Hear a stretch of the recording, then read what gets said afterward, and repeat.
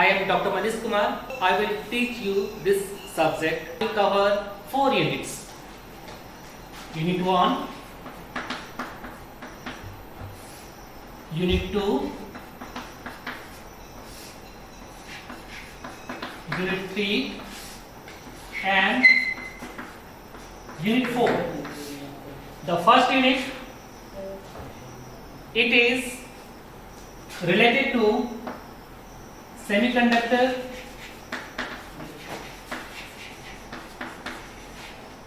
materials,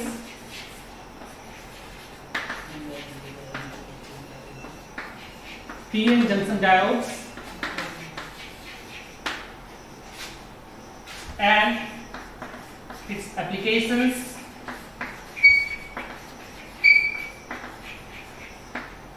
So in unit 1 you will have to study about semiconductor materials, then junction diodes, PN junction diodes, okay, and their applications. Their applications may be in as diodes can be used as rectifier circuit for making clipper circuit, clamping circuit, like this. And unit 2, it is in unit 2 you will study about BJT, that is bipolar junction transistor, its characteristics, input and output characteristics in case of common emitter mode, common base mode and common collector mode. So these are the 3 configurations in BJT transistor. So you will see the input and output characteristics of BJT transistor in CE mode, CB mode and CC mode, and applications of BJT, okay, and also you will see about the biasing arrangement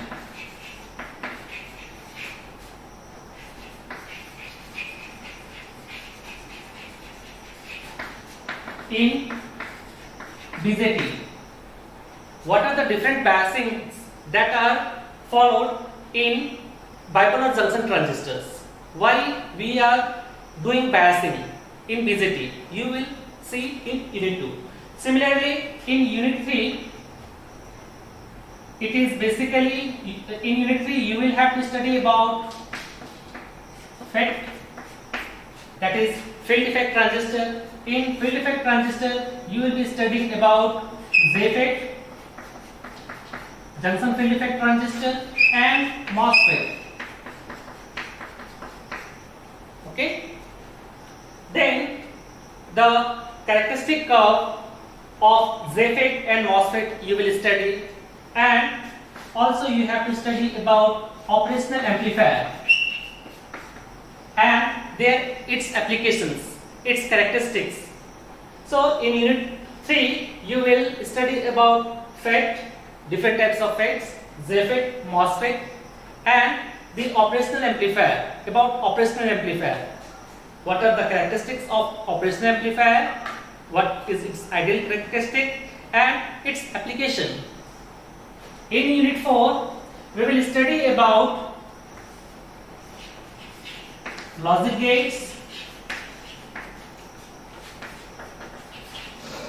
digital logic design,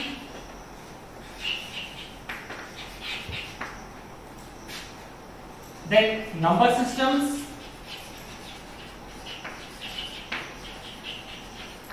and electronic instruments.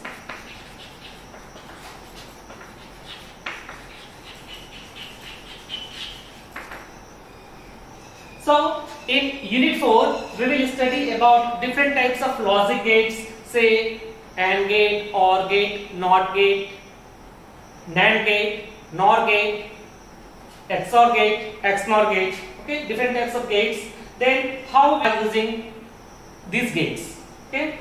Then we will study about the number system, different types of number system, how to convert one number to another number, okay.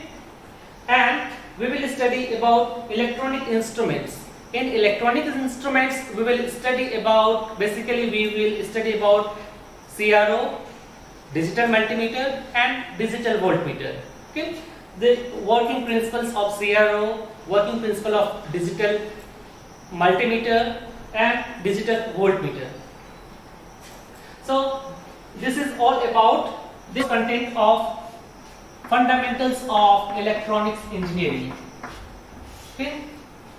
So after studying this course, you will be able to know about semiconductor devices, what are the applications of diodes, what are the applications of BJT, why BJT is used in any circuit, then what is FET, what is its application, what is its characteristics. Then you will also know about logic gates, why we are studying logic gates, why we are studying electronic instruments, what are its applications. So this is the course content of this course. First of all, we may define what is electronics. So electronics is the branch of engineering which deals with the flow of electrons, or which deals with the study of the behavior of electron flow. Okay. So in electronics we are generally studying about active devices, passive devices and their applications in the circuit.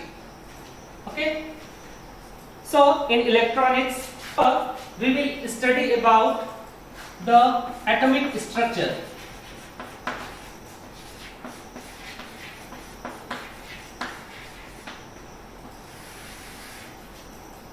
As we know that every material is made up of atoms. So atom is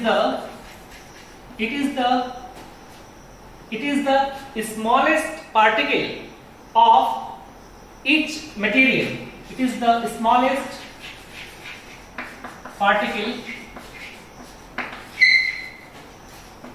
in any material.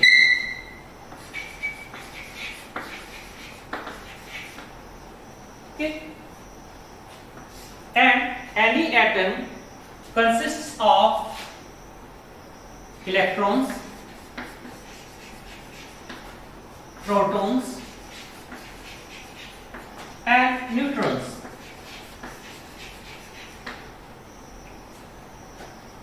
So suppose we want to design the atomic structure of any atom. So how we can design it?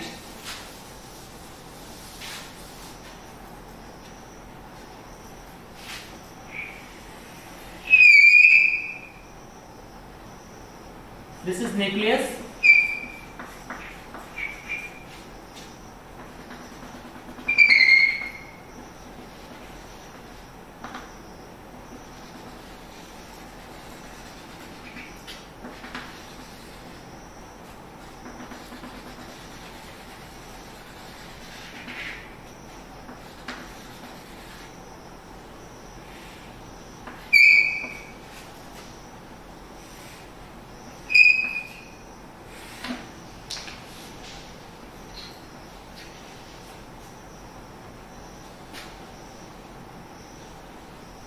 So atomic structure, we are studying about atomic structure.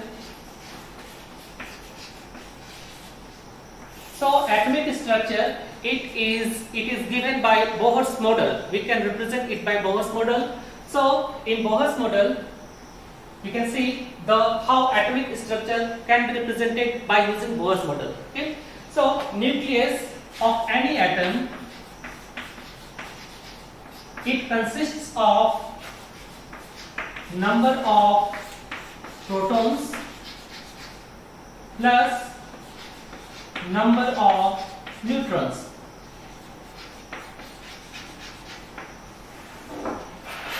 And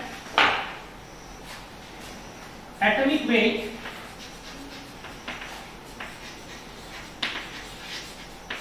of any atom, it is due to number of protons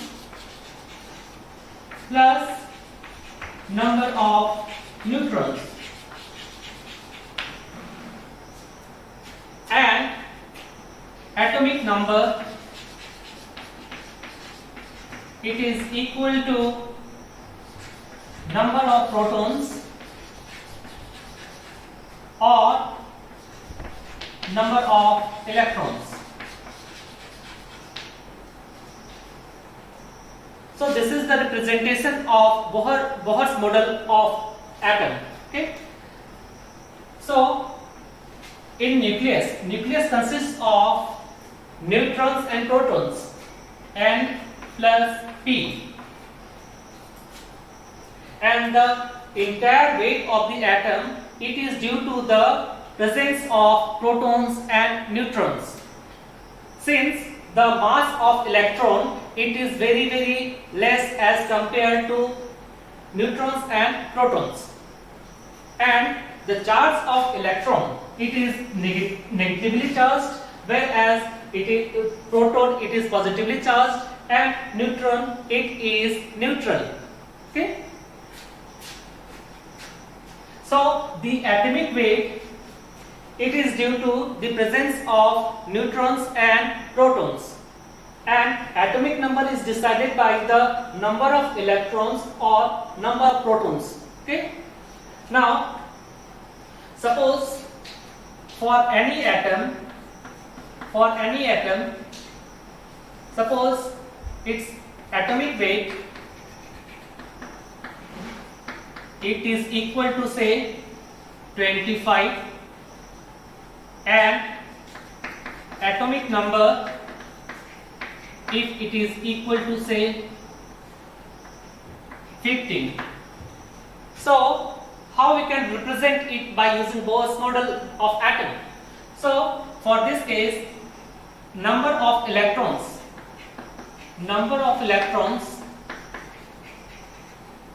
is equal to number of protons is equal to 15, and number of neutrons,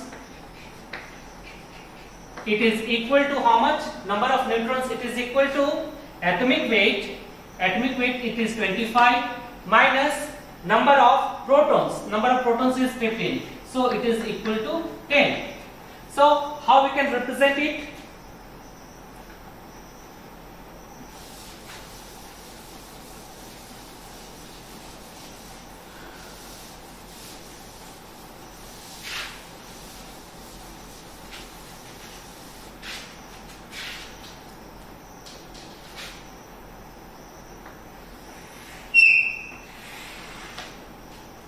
So here we can see that number of neutrons, it is equal to 10, number of protons, it is equal to 15, and number of electrons, it is equal to 15. So there is one formula which is equal to 2n square. 2n square, it gives the number of electrons in each orbit. See, electrons are revolving around nucleus in different fixed orbits.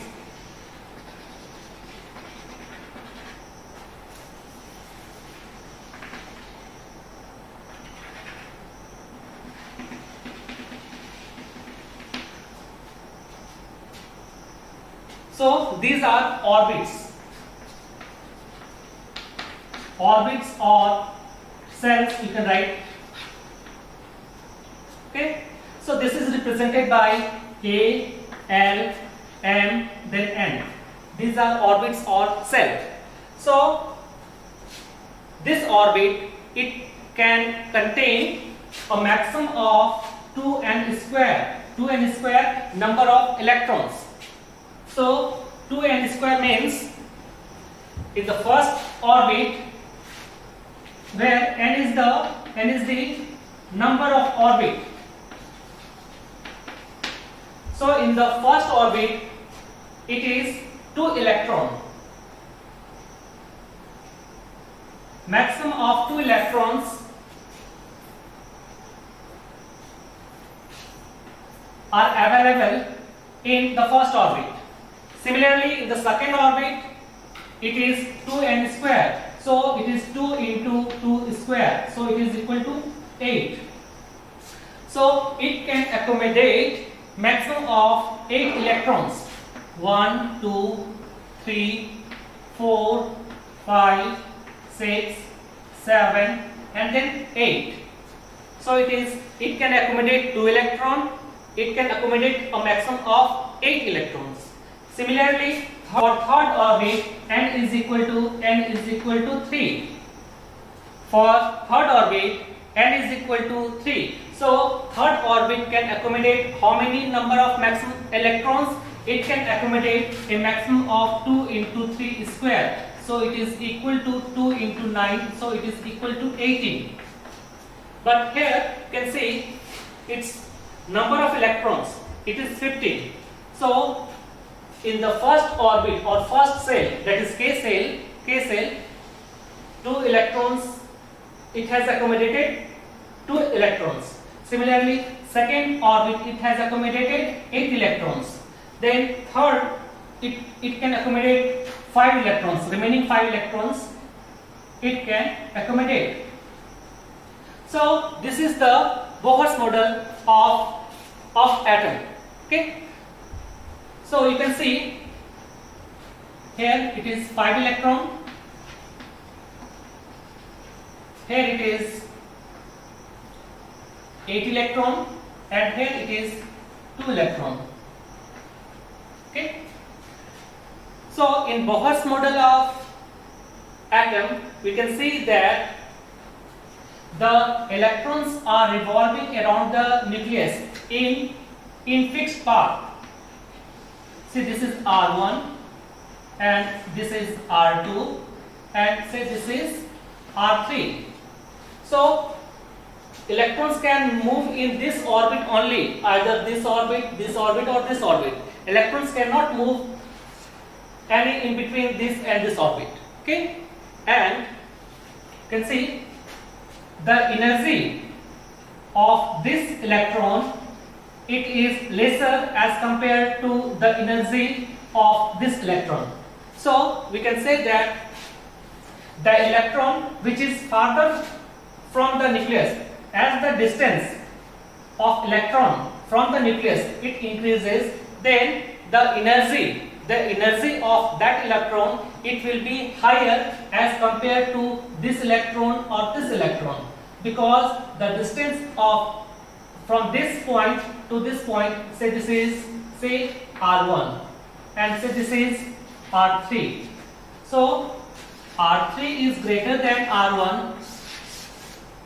So energy possessed by this electron, it is higher as compared to energy possessed by this electron. Okay, difference between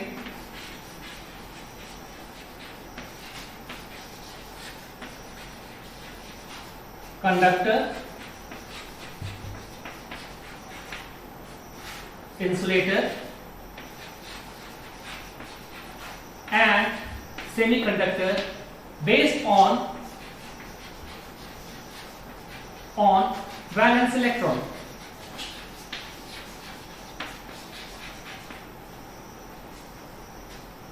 So first of all we have to know about what is valence electron. So valence electron, it is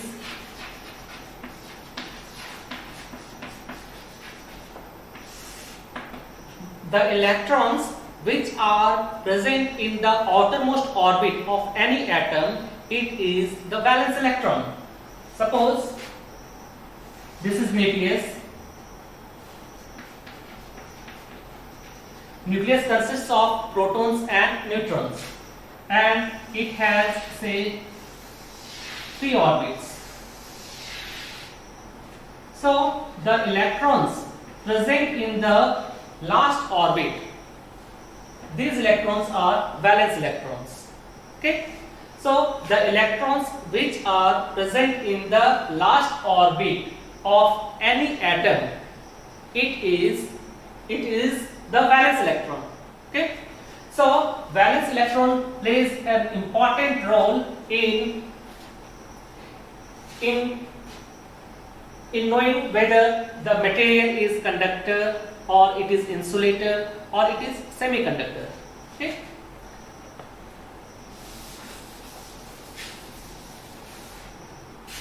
So if the valence electron it is equal to 4, then the material is semiconductor.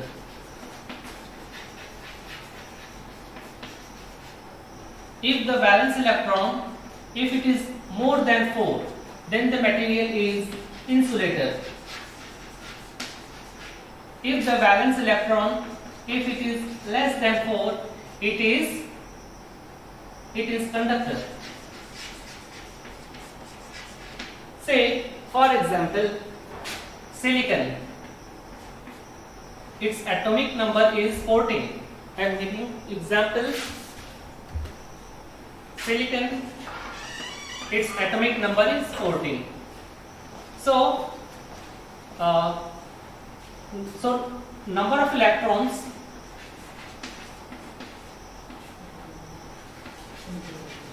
it is equal to 14. So the first orbit can accommodate a maximum of 2 electrons, second orbit can accommodate a maximum of 8 electrons, and the last orbit can accommodate a maximum of 4 electrons. So here the valence electrons it is equal to 4, and we know that silicon it is a semiconductor. So example is semiconductor and its valence electron it is equal to 4. For example, insulator, you can see nitrogen, its atomic number is 7. Okay, so it can be represented like this: 2 and 5. In the first orbit, 2 number of electrons. In the second or last orbit, 5 number of electrons. Okay, so the valence electron here it is 5. So if valence electron is more than 4, then the material is insulator. So this nitrogen is insulator. Similarly, for conductor, say aluminum, its atomic number is 13. How electrons are accommodated? It is say 2, 8 and 3. In the first orbit, 2 number of electrons, a maximum of 2 number of electrons can be accommodated. In second orbit, maximum of 8 number of electrons can be accommodated, and in the last orbit, 3 number of electrons can be accommodated. So this is valence electron. So this 3 it is less than 4. So we can say that based upon the number of valence electrons, materials can be differentiated. So materials may be conductor, insulator or semiconductor. Based on this valence electron also we can differentiate the materials. Based on free electrons also we can differentiate any material. So in conductor and semiconductor and insulator. In case of conductor, the number of free electrons are very much. So we can say that here free electrons.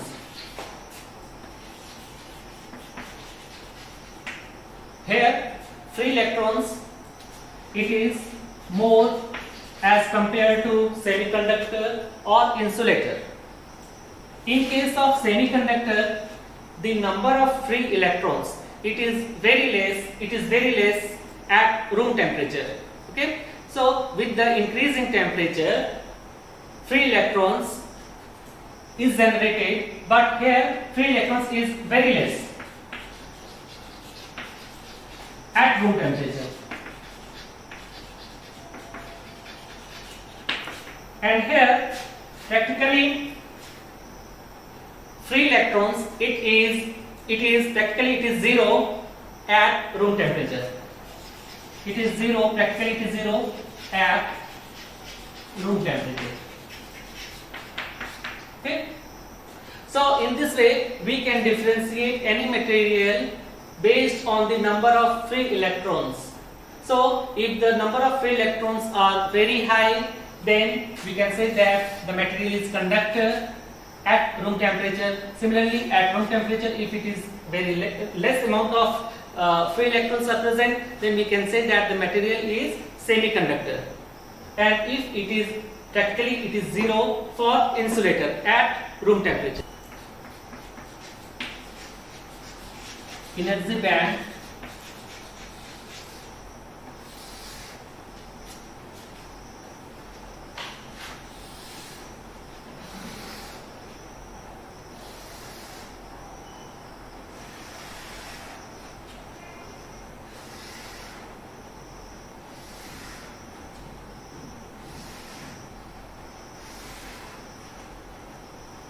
this is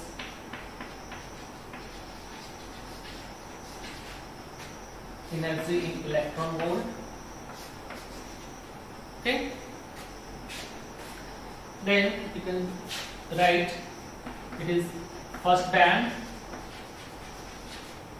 this is second band, and this is say third band. If an atom, and you can write here also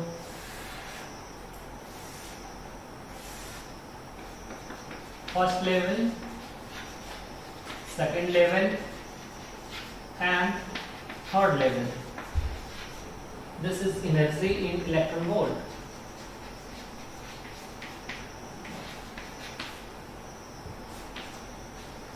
Okay. So first of all, we will see this figure. This is first level. First level means first orbit. So if an atom consists of three orbits, first orbit, second orbit, and then third orbit. See, this is the nucleus. Suppose this is nucleus, neutron plus proton. Nucleus consists of neutrons and protons. Okay. Now this is say first orbit, this is say second orbit, and say this is third orbit. Then this the electrons moving in first orbit, it is the energy possessed by the electron in first orbit, it is this first level. Then second level of energy, it is the energy possessed by electron in second orbit. Similarly, third level, it is the energy of electron present in the third orbit. And this is band. Band means, see, in any solid, a solid consists of many atoms. Okay. So this is this diagram. This diagram is for a single atom. But a solid consists of many atoms.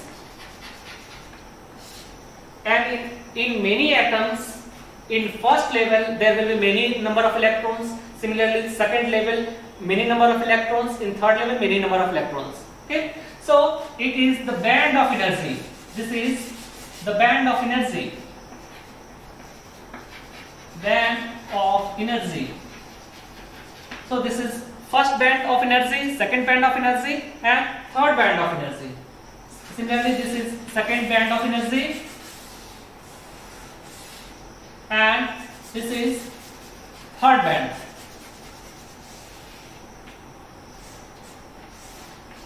Okay, so this is clear to all of you. Energy bands in solids. What are the different energy bands in solid? Okay,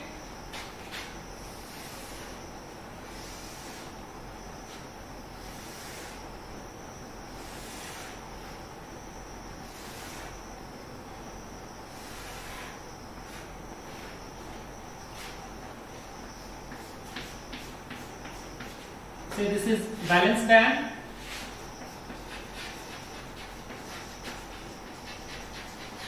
and this is conduction band,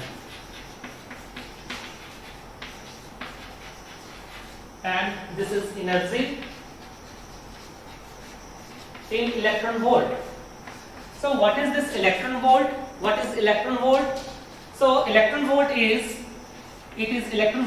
equal to Q into V. What is Q? Q is the charge on electron. It is 1.6 into 10 to the power minus 19 coulomb into 1 volt. So it is equal to 1.6 into 10 to the power minus 19 joule. So 1 electron volt, the energy, it is equal to 1.6 into 10 to the power minus 19 joule. Okay. So this energy it is expressed in electron volt. Okay. So this is the energy band diagram in case of solid. Okay. So this is valence band and this is conduction band, and there may be another bands also. See, if any solid consists of say 2 bands, this is nucleus,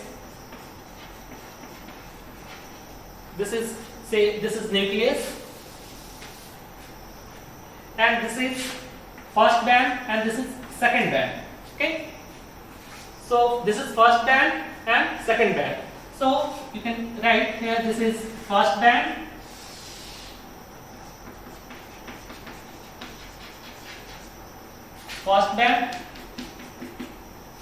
second band is valence band. This is the energy band diagram in case of solid. So what is valence band? So valence band, it is in valence band we can see, we can write the number of electrons present in the last orbit. The number of electrons present in the last orbit. See, this is the last orbit. So the number of electrons present in the last orbit, these are valence electrons, and the energy possessed by these electrons, it is valence band. Okay. Then what is conduction band?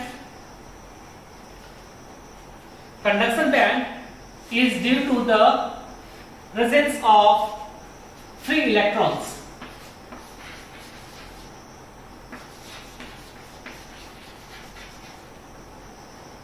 Conduction band, it is due to the presence of free electrons. So the energy possessed by free electrons, it is conduction band. About conduction band and valence band. Valence band consists of valence electrons. Okay. So the energy possessed by different valence electrons, it is valence band. And what is conduction band? Conduction band it consists of free electrons. It consists of free electrons which are free to move. The conductivity of any material, it is decided by the number of free electrons or by the presence of free electrons. Okay, so we can see that this is energy in electron volt. This is also known as band energy in electron volt, and this is forbidden energy gap. This is forbidden energy gap. Okay. So based on this energy band diagram, we can classify any material based on energy band diagram.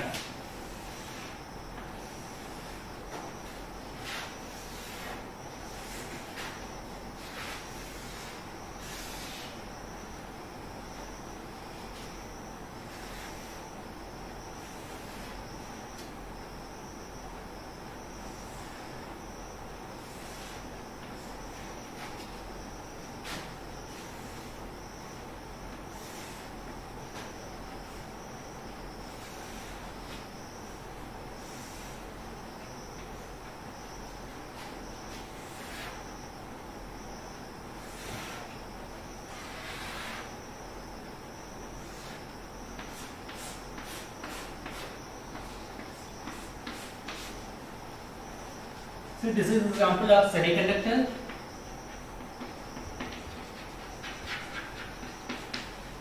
This is insulator and this is conductor. So in case of conductor, you can see that the valence band and conduction band both overlap each other. This is band energy.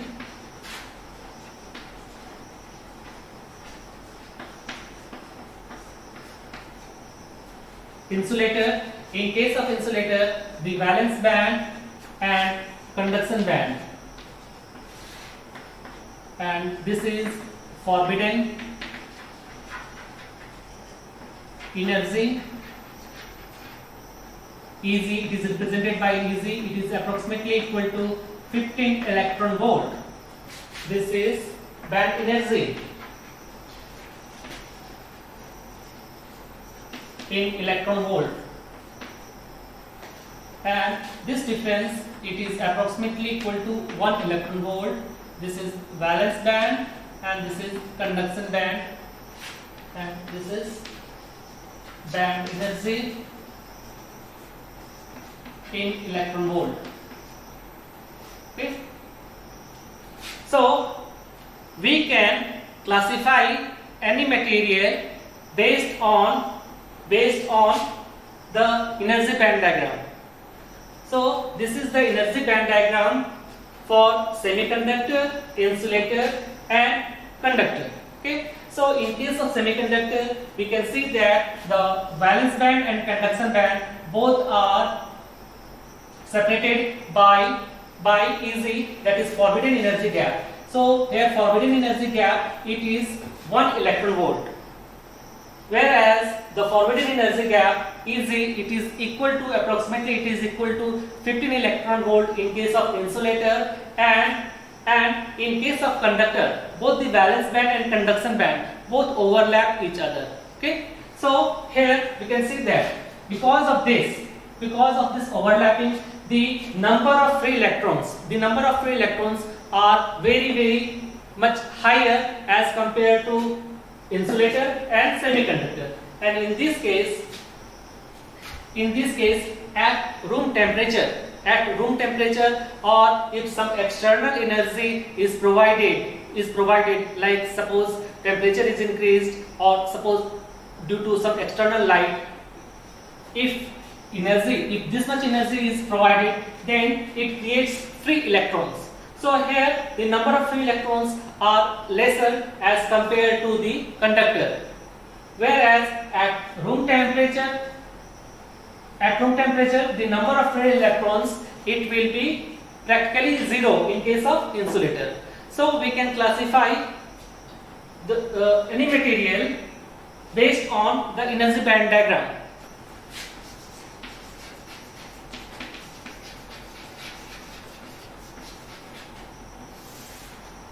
So in semiconductor, we will study about silicon and germanium.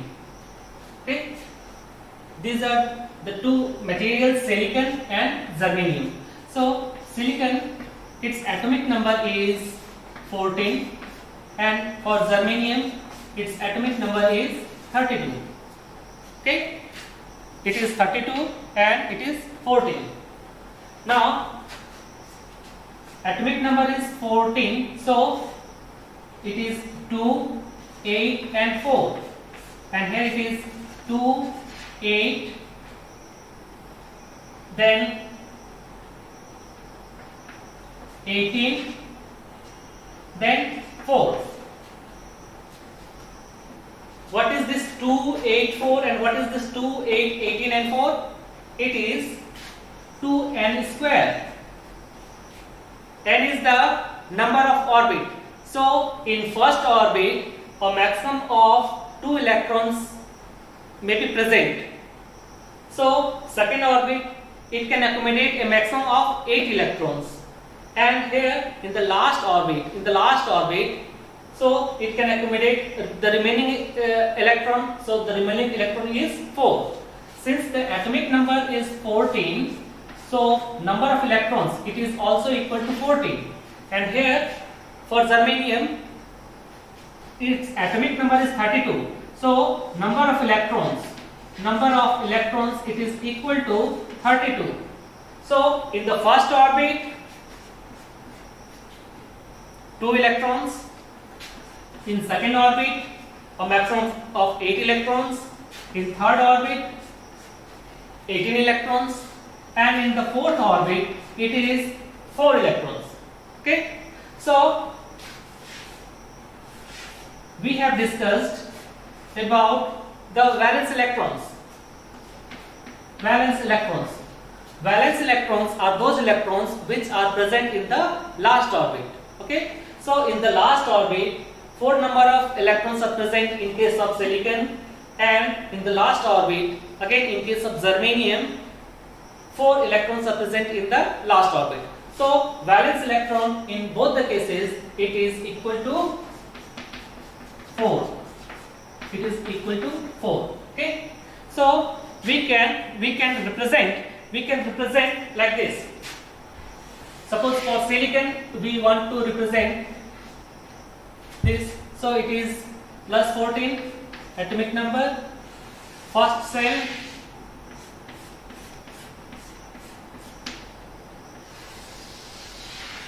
second cell and third cell. So first cell can accommodate a maximum of 2 electrons, second cell can accommodate a maximum of 8 electrons. So then the remaining 4 electrons are present in the last cell. So these are valence electrons. Similarly, how we can represent germanium? In germanium, this is for silicon.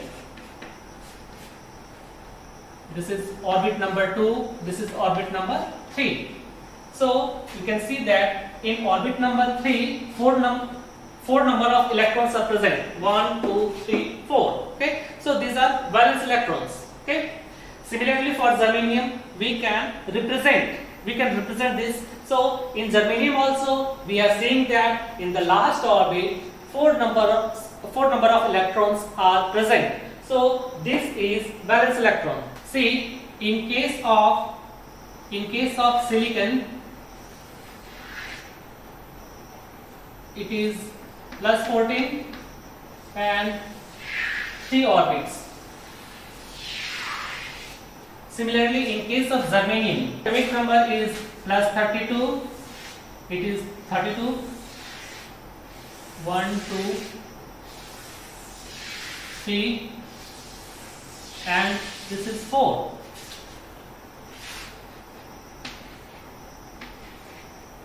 Here it is 4, and here also it is 4. See, this is about germanium atom and this is about silicon atom. Okay, so in case of silicon atom we are seeing that it has 3 orbits. In case of germanium it has 4 orbits. Okay, so the energy possessed by electrons in the third orbit, it will be lesser as compared to the electrons present in the fourth orbit. Okay, so we can see that EZ, which is equal to forbidden energy gap, it is approximately equal to 0.72 electron volt for germanium, and it is equal to 1.1 electron volt for silicon. Why this difference? You can see these valence electrons are in third orbit, these valence electrons are in fourth orbit. So it is at higher energy level as compared to this energy, their energy. Okay, so here lesser amount of energy will be required to detach these electrons from the nucleus. Okay, So in order to make these electrons free from the nucleus, lesser amount of energy is required as compared to these electrons. Here more number of energy will be required to detach these valence electrons from the nucleus, from the nucleus. Okay, so we can see that here lesser amount of energy is required. Easy forbidden energy gap, lesser amount of energy is required for germanium atom, easy, and it is higher energy 1.1 electron volt for silicon atom. See the energy band diagram for silicon and for germanium. It is the valence band and it is conduction band, and here it is 1.1 electron volt. This is for silicon, and for germanium it is conduction band and this is valence band, and this is 0.72 electron volt. Okay, and this is band energy.